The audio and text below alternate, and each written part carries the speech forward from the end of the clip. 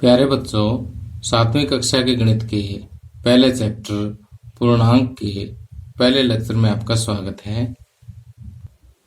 अब देखिए कि पिछली कक्षा में हमने पूर्णांकों के बारे में पढ़ा था कि पूर्णांक क्या होते हैं और पूर्णांकों को किस तरह से जोड़ा जाता है और पूर्णांकों को किस तरह से घटाया जाता है। तो सबसे पहले आज की इस लेक्चर में मैं आपको पिछली कक्षा में जो हमने पढ़ा था उसी को ही रिवाइज करवाऊंगा और जो हमारे 7th क्लास के गणित की पहली जो प्रश्नावली है वो हमारे आज के लेक्चर में जो बातें डिस्कस होगी उन्हीं पर आधारित है। तो बहुत ही आसान सा चैप्टर है ये और खेल खेल में ही हम इसके बारे में बहुत कुछ सीख जाएंगे। तो आइए शुरुआत करते हैं। तो प्यारे बच्चों, आपको याद होगा कि स्कूल में आते ही सबसे पहले आपने क्या सीखा था? गिनती सीखी थी। और गिनती कहाँ से स्टार्ट होती है?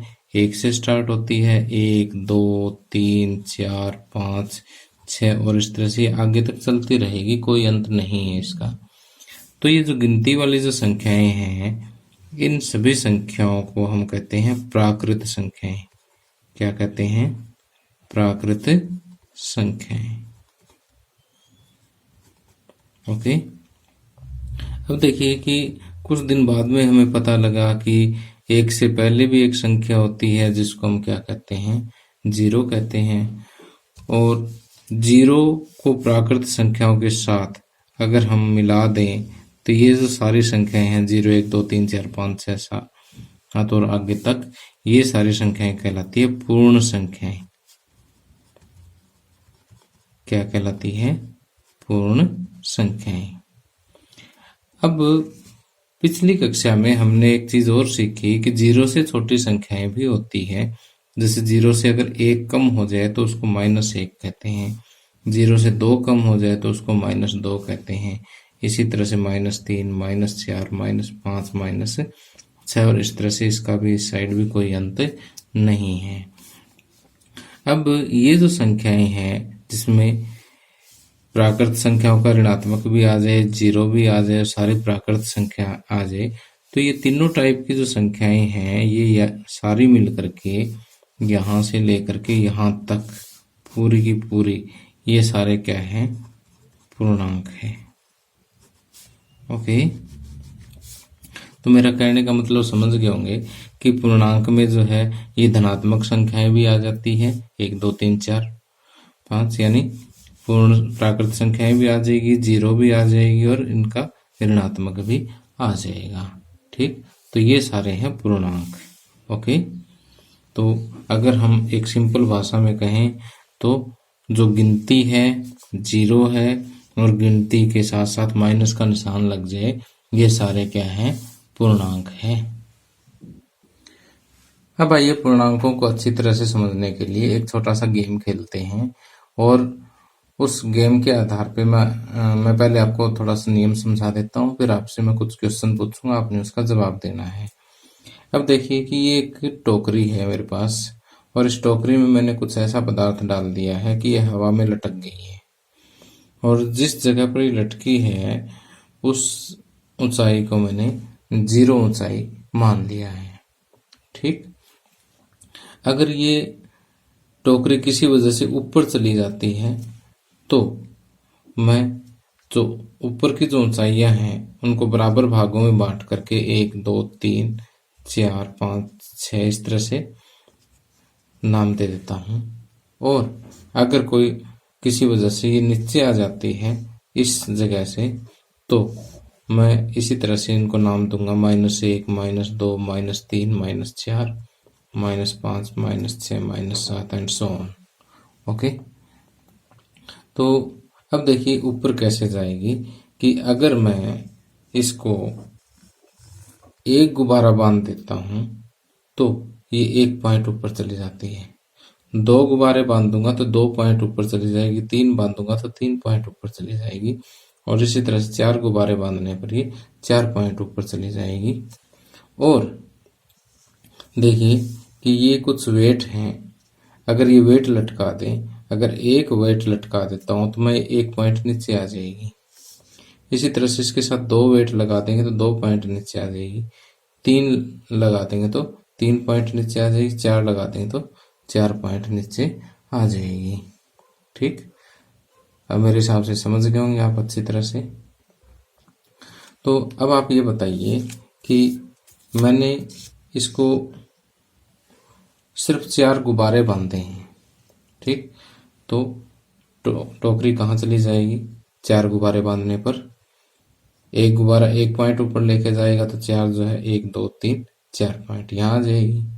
ओके, और अब मान लीजिए कि मैंने एक वेट इसके साथ बांध दिया है। एक वेट बांध दिया है तो ये वापस कहाँ आ जाएगी? 1 पॉइंट नीचे लेके आएगा वेट तो इसको। ओके, और फिर ये 3 पे आ जाएगी। एक और बांध देंगे तो ये 2 पे आ जाएगी। एक और बांध देंगे तो ये देखिए 4 गुब्बारे हो गए, 3 वेट, 4 ऊपर गए 3 नीचे, 1 2 3 यानी 1 पे आ जाएगी। और अगर मैं 4 वेट और 4 गुब्बारे इसके साथ बांध देता हूँ तो ये कहाँ आ जाएगी? वापस 0 पे आ जाएगी। अब इसी तरह से मैं एक वेट और ले आता हूँ कहीं से और इसके साथ और बांध देता हूँ, तो अब बता सकते हैं कि ये टोकरी कहाँ आ जाएगी? यस, ये टोकरी 0 से भी 1 पॉइंट नीचे यानी -1 पर आ जाएगी। ओके, तो अब मैं आपसे कुछ क्वेश्चन पूछता हूँ कि अगर इसी टोकरी पर मैं 6 गुब्बारे बांध देता हूँ, ओके, और 5 ये इसके ऊपर वजन बांध देता हूँ, ठीक, तो ये टोकरी किस बिंदु पर आ जाएगी? कि जैसे 6 तो ऊपर और 5 नीचे, ठीक, तो कुल मिलाकर के ये कहाँ आएगी? 1 पर आएगी। ओके, समझ गए होंगे। इसी तरह से अगर हम इसमें कुछ उल्टा कर दें कि अगर मान लीजिए हमारे पास 5 गुब्बारे हैं,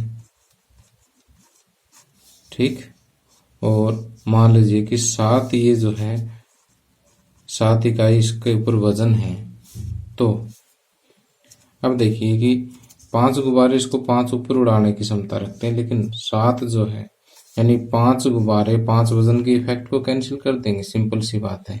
बचेंगे क्या? 2 क्या बचेंगे? वेट बचेंगे। तो 2 इसको कहाँ ले आएंगे? नीचे, तो ये -2 पे आ जाएंगे। ठीक, अब देखिए कि इसी बात को और अच्छी तरह से समझने के लिए मैंने 5 गुब्बारों की जगह पर 5 ये नीली गोटियां ले ली हैं और 7 ये जो वजन है उसकी जगह पर 7 ये लाल गोटियां ले ली हैं। तो आपको पता है कि एक गुब्बारा एक वजन को, एक वेट को कैंसिल कर देगा, दूसरा दूसरे को कैंसिल कर देगा, तीसरा तीसरे को, चौथा चौथे को, पांचवा पांचवें को। ये तो सारे कैंसिल आउट हो गए। पीछे बचे क्या? 2 वजन बचे। 2 वजन बचे तो इसको -2 में ले जाएंगे। ओके, अब आइए इसी तरह से हम कुछ और डिस्कस करते हैं कि मान लीजिए हमारे पास 5 गुब्बारे हैं और 3 वेट हैं, तो अब बताइए कि टोकरी कहाँ चली जाएगी, कितने पॉइंट पे चली जाएगी? तो देखिए कि ये आपस में कैंसिल कर देंगे एक दूसरे को, ठीक, एक दूसरे को खा जाएंगे, काट देंगे। बचेंगे क्या? 2 गुब्बारे बचेंगे। 2 गुब्बारे बचेंगे तो इसको 2 पॉइंट ऊपर चले जाएंगे। ठीक, अब देखिए स्क्रीन पे, अब आप मुझे बता सकते हैं कि इस केस में टोकरी कहाँ जाएगी जब 3 गुब्बारे बंधे हुए हैं और 6 वेट बंधे हुए हैं? बिल्कुल सही बताया आपने कि ये -3 पे चली जाएगी, क्योंकि ये देखिए कि ये तो आपस में कैंसिल कर ही देंगे, 1 2 3, तो बचेंगे क्या? 3 कहाँ ले जाने वाले? नीचे ले जाने वाले, तो ये कहाँ जाएगी? -3 पे जाएंगी। तो अब जो संख्याएं जो है गुब्बारे को रिप्रेजेंट कर रही है उसको मैं प्लस से दर्शाता हूँ। ठीक, तो ये है प्लस का 3, और जो वेट है उसको हम माइनस से दर्शा देते हैं, 3 3 6। ठीक, ये -6 है। तो देखिए प्लस का 3 और माइनस का 6 है, तो यहाँ पर ये 3 तो आपस में कैंसिल आउट कर देंगे, बचेंगे क्या 3। तो ये कैसे बचे, लाल रंग के बचे, और लाल रंग का आपको पता है माइनस का है, तो माइनस के 3 बचेंगे। ठीक, अब देखिए हमारे पास ये छोटे छोटे 4 सवाल हैं। पहले हम इनको इन गोटियों की मदद से सोल्व करेंगे, फिर उसके बाद मैं आपको इसका सीधा तरीका बताऊंगा। कि देखिए माइनस का 10 और प्लस का 4, तो माइनस 10 है, तो मैं यहाँ पर 10 गोटियाँ ये लाल रख लेता हूँ। 4, 5, 6, 7, 8, 9 और 10। ओके, और 4 गोटियाँ प्लस की है, तो 4 गोटियाँ जो है मैं यहाँ पर नीली रख देता हूँ। ओके, तो अब बताइए कि इसका आंसर क्या आना चाहिए। अब एक लाल और एक नीली मिलकर के कैंसिल, ये भी कैंसिल, ये भी कैंसिल, ये भी कैंसिल। ओके, ये तो आपस में कैंसिल होगी, तो बची क्या 1 2 3 4 5 6। ओके, और 6 बची भी कैसी, लाल रंग की, और लाल रंग की कैसी हमने ली थी, माइनस की ली थी। ओके, तो इसका आंसर आ जाएगा माइनस का 6। ओके, अब अगले सवाल में देखिए कि प्लस का 10 और माइनस का 4 है। प्लस का 10 है तो प्लस का रंग मैंने नीला लिया है। ठीक है, तो यहाँ पर प्लस की 1 2 3 4 5 6 7 8 9 10 गोटियाँ ले ली, और माइनस की 1 2 3 4 ले ली। तो अब ये देखिए कि 2 या 4 तो आपस में कटी कर देगी। ठीक, और अब कितनी बचेगी, 1 2 3 4 5 6 बचेगी। 6 कैसी बची, प्लस की बची। ओके, अब अगर तीसरा क्वेश्चन देखिए हम, तो माइनस का 10 और माइनस का 4 है, तो ये माइनस की 10 गोटियां हैं, और माइनस की ही 4 और ले आते हैं हम। ठीक, तो अब देखिए कि लाल रंग को तो नहीं काटेगा। ठीक है, लाल नीले को काट सकता है। ठीक, जैसे गुब्बारे और वेट का इफेक्ट एक दूसरे का विपरीत होता है, एक दूसरे का अपोजिट होता है, वही काटते हैं। गुब्बारा गुब्बारे को नहीं काट सकता, वेट वेट को नहीं काट सकता। ठीक है, ठीक उसी तरह से जो है प्लस माइनस को नहीं काटेगा, प्लस प्लस वाले जुड़ जाते हैं, माइनस माइनस वाले जुड़ जाते हैं। तो इसका मतलब देखिए कि ये 4 और ये 6, ये इनकी तो आपस में कोई दुश्मनी नहीं है। तो ये कुल मिलाकर सॉरी, ये कितने हैं 10, और ये कितने 4, 10 + 4 14 हो जाएंगे। और 14 भी कैसे, सारे लाल रंग के हैं, तो ये माइनस के 14 हो जाएंगे। ओके, और इसी तरह से फोर्थ पार्ट या चौथा क्वेश्चन कि 10 गोटियां जो है 4 4 8 और 2 10, 10 गोटियां प्लस की है, और प्लस की ही 4 और आ जाएगी।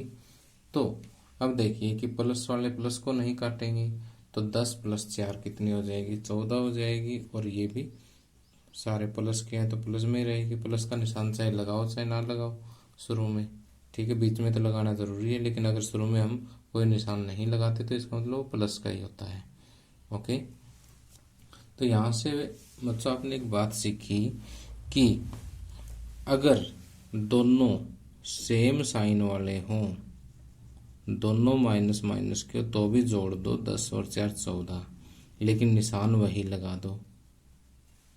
ठीक, दोनों अगर प्लस के हों तो भी जोड़ दो, 10 + 4 14। साइन कौन से लगा देंगे, जो दोनों का साइन है वही उत्तर का साइन होगा।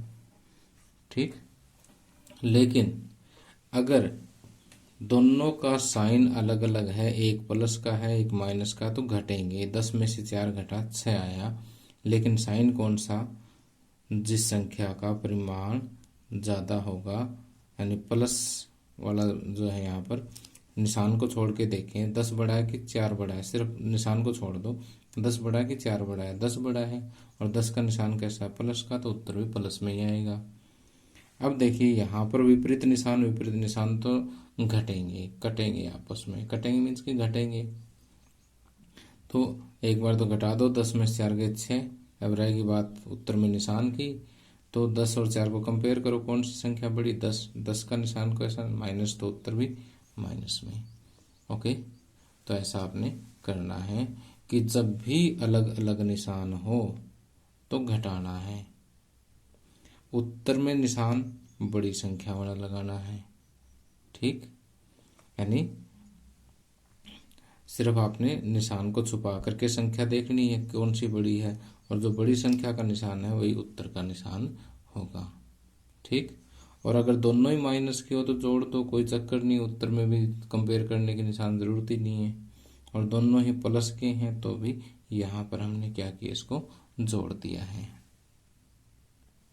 अब देखिए कि पिछली कक्षा में आपने कुछ इस टाइप के क्वेश्चन ज़रूर देखे होंगे, और ऐसे क्वेश्चनों में जो है प्लस माइनस की गलतियाँ बहुत होती है। तो अब जो मैं आपको बता रहा हूँ उसको ध्यान से समझो, और अगर आप ये चीज़ ध्यान से समझ गए तो लाइफ टाइम कभी भी ज़िंदगी में इन क्वेश्चंस को सॉल्व करते समय आपसे गलती हो ही नहीं सकती।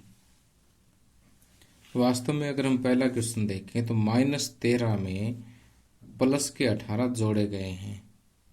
ठीक, इसी तरह से अगले में -10 में प्लस का 19 जोड़ा गया है। 11 में से -7 घटाया गया है। ठीक, तो इस तरह से जोड़ और घटा के सवाल हैं। तो ऐसे सवालों में क्या आता है कि एक निशान तो ब्रैकेट के बाहर आ जाता है और एक निशान अंदर आ जाता है। तो सबसे पहले मैं इसका आपको एक डायरेक्ट मेथड बताऊंगा, सीधा याद करना बताऊंगा, उसके बाद मैं आपको समझाऊंगा कि ये मैंने क्यों किया। अब देखिए कि अगर ब्रैकेट से बाहर प्लस है, ब्रैकेट से बाहर प्लस है, अंदर भी प्लस है, पहली बात तो ये आ गई। ठीक, जैसे बाहर प्लस है अंदर प्लस है, ब्रैकेट के बाहर माइनस और अंदर भी माइनस, जैसे बाहर माइनस अंदर भी माइनस, दो केस तो ये हैं। ठीक, और दो ऐसा भी हो सकते हैं कि ब्रैकेट से बाहर प्लस और अंदर माइनस, और एक स्थिति ये हो सकती है कि ब्रैकेट से बाहर माइनस और अंदर प्लस का निशान। ओके, तो देखिए कि जब अंदर और बाहर सेम निशान हो, यानी बाहर भी प्लस अंदर भी प्लस, तो देखिए कि दोनों निशान भी हट जाएंगे, ये ब्रैकेट भी हट जाएगी, और इसकी जगह पर सिर्फ एक ही निशान आएगा, वो प्लस का आएगा। ठीक, इन दोनों की जगह पर क्या आ जाएगा, प्लस आ जाएगा। और अब देखिए बाहर और अंदर सेम निशान है, तो ये दोनों निशान हट जाएंगे, ब्रैकेट भी हट जाएगी, और क्या आ जाएगा, सिर्फ प्लस। यानी अगर अंदर बाहर सेम निशान हो तो इसकी जगह पे प्लस आ जाएगा, और अंदर और बाहर अलग अलग निशान हो, यानी बाहर प्लस अंदर माइनस, चाहे बाहर माइनस अंदर प्लस, यानी अलग अलग निशान हो बाहर और अंदर, तो ये जब निशान हटेंगे, ब्रैकेट हटेगी, तो उसकी जगह पर सिर्फ एक माइनस का आएगा, और इसी तरह से यहाँ पर भी सिर्फ एक माइनस का आएगा। चलो अभी मैं सम करके दिखाता हूँ, फिर आपको अच्छी तरह से समझ आ जाएगा। तो अब देखिए कि ये माइनस का 13 है, -13। अब ये दोनों निशान सेम है तो इस ब्रैकेट को भी हटा दो, दोनों निशानों को हटा दो, उसकी जगह पर एक ही प्लस का निशान लगा दो, बस। ठीक, अब आगे देखिए सिंपल सम बन ही गया है कि दोनों अलग अलग निशान वाले हैं, तो घटा दो, 18 में से 13 गए 5, और अब सिर्फ इनका परिमाण चेक कीजिए कि 18 ये 13, तो 18 का प्लस का निशान, बड़ी संख्या का निशान प्लस का है, तो यहाँ पर उत्तर प्लस में आ जाएगा। ओके, इसी तरह से -10, और ये देखिए दोनों प्लस के हैं, यानी दोनों निशान सेम है, तो यहाँ प्लस आ जाएगा, +19। ओके, अब प्लस के 19 माइनस के 10, अलग अलग निशान है तो घटा दो, बड़े में से छोटा घटा दो, 19 में से 10 गए 9, और बड़ा निशान किसका, प्लस का, तो उत्तर भी प्लस में, बड़ी संख्या का निशान प्लस का, तो उत्तर भी प्लस में। अब यहाँ देखिए कि ये दोनों निशान फिर सेम निशान है तो प्लस का, सेम है तो प्लस का, एक जैसे हैं तो प्लस का, और 11 प्लस 7 दोनों ही प्लस हैं तो 18 हो जाएंगे, कोई सोचने वाली बात ही नहीं है। इसी तरह से यहाँ देखिए माइनस का 250, ये दोनों फिर सेम है, फिर एक जैसे तो इनकी जगह पे प्लस, प्लस का 100, माइनस 250 प्लस का 100 तो माइनस का 150। माइनस का क्यों लगाया, क्योंकि अगर कंपेयर करें तो 100 और 250 में से 250 बड़ा है, 250 का निशान माइनस का, तो उत्तर भी माइनस में आएगा। अब देखिए प्लस का 380 है, शुरू में मैंने कोई निशान नहीं लगाया क्योंकि शुरू में प्लस लगाना ज़रूरी नहीं होता। अब यहाँ देखिए अलग अलग निशान है, बाहर और अंदर अलग अलग है, तो उसके लिए माइनस 270। अब दोनों अपोजिट है तो घटेंगे, 0, 8 में 7 गए 1, 3 में 2 गए 1, 110। अब कंपेयर कीजिए, 380 संख्या बड़ी है और वो प्लस की है, तो यहाँ प्लस, शुरू में प्लस ना भी लगाओ तो भी चलेगा। इसी तरह से 270 अलग अलग निशान है तो माइनस, फिर 100। ठीक, अब 270 और 100 में से कंपेयर करो, बिना निशान की संख्याएं कंपेयर करो, 270 बड़ी है, 270 का निशान प्लस का है तो उत्तर प्लस में, और 270 में 100 घटेंगे तो कितना 170। घटाया क्यों, क्योंकि अलग अलग निशान वाली संख्या है। ठीक, अगर सेम निशान वाली हो तो इनको जोड़ देते हैं। ठीक, अब देखिए कि आगे हमारे पास एक क्वेश्चन आता है, थोड़ा सा वो बड़ा है, तो इसको भी हम ऐसे ही सोल्व करेंगे कि ये माइनस का 9 है, ये दोनों सेम निशान है तो प्लस 4, अलग अलग निशान है तो माइनस 6, सेम निशान है तो प्लस 3। अब देखिए कि माइनस माइनस वाले अलग जोड़ लो, 9 और 6 15, माइनस के तो हो गए 15, प्लस प्लस वाले अलग जोड़ लो, 4 और 3 7। 15 में से 7 घटाएंगे क्योंकि एक माइनस का एक प्लस का, अगर अलग अलग निशान वाले हैं, एक लाल एक नीला, तो कटेगा, कटेगा मीन्स कि घटेगा। 15 में 7 गए 8। अब आंसर में निशान कौन सा आएगा, माइनस का आया, क्योंकि माइनस वाली संख्या जो है 15 और 7 में से 15 बड़ा है और 15 का निशान माइनस में है। ओके, अब इसी तरह से आगे अगर हम देखें तो ये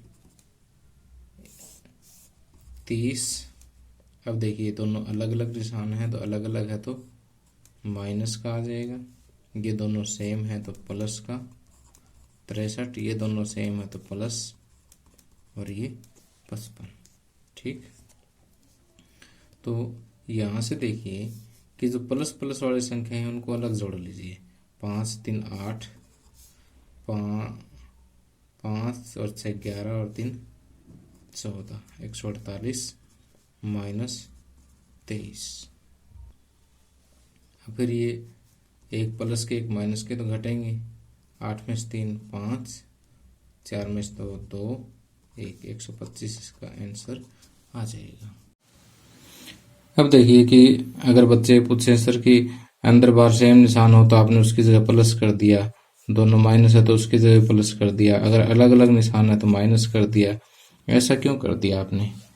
तो अगर हम इसको फिर वही गोटियों से समझें तो अब देखिए, ये पहले मैं प्लस वाला समझाता हूँ कि मान लीजिए हमारे पास ये 5 गुब्बारे हैं, यानी 5 प्लस के हैं, और उसमें मैं 3 और प्लस कर देता हूँ, तो देखिए 5 और 3 8, देखिए प्लस का मतलब गुब्बारा है, और ये इसके साथ मैंने ला करके मिलाया है।